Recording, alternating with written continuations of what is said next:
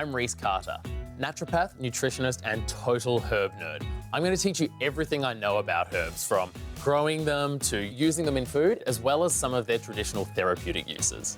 Even if you've never grown them before, you're probably going to recognize these two herbs. They're two of my favorite culinary herbs. We've got flat-leaf parsley and we've got basil over here. They're actually super easy to grow, so even if you think you're a black thumb, give it a go. They both want a lot of light, like most herbs do. You'll also want to water them quite regularly, and the only difference really is that basil's going to need a little bit more enrichment in the soil. Parsley will be a bit more forgiving in that regard, but the number one tip I would have if you're starting a herb garden for the first time is just make sure you're finding a spot that gets 6 to 8 hours of sunlight most days. Another great herb to grow in the garden is mint. Cultures all around the world have used mint as a digestive aid, and it's believed to be the oils in the leaves that may contribute to that effect. Now, peppermint is best, but any mint will do in a pinch, and you can just grab a handful of the leaves, chop it up into a fresh leaf tummy tea, and enjoy.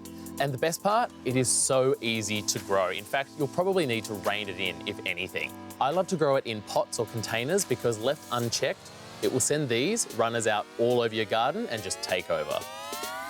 Unlike the other herbs we've looked at in the garden today, rosemary does not require much water at all. In fact, it only wants to be watered once, maybe twice a week, and it needs a really free-draining soil to help pull that water away so it doesn't get waterlogged. Apart from that, plenty of sunshine, and that will make sure that it develops the essential oil so it smells the way that rosemary is meant to smell and taste the way it's meant to taste. Whether we're using it on our lamb dishes, whether it's with roast potatoes, or my favourite, with mushrooms.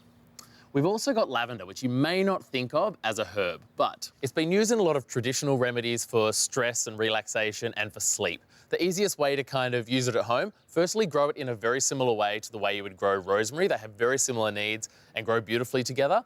And then come out, pick off a few flower heads. You can either crush them and pop them underneath your pillow slip so that you can smell that beautiful lavender smell, or pop them straight into a tea. They don't have to be dry, they can be fresh. And I've actually spied another herb over here in the garden that works beautifully as a fresh leaf tea with the lavender for stress and sleep. Tucked away over here in the corner is lemon balm, and it's one of my favorites. If you like a sleepy tea at night but you don't love the floral taste of chamomile, lemon balm is for you. It works really well in a fresh leaf tea. Grab a handful, chop it up and steep it in boiling water, and it combines really, really well with lavender.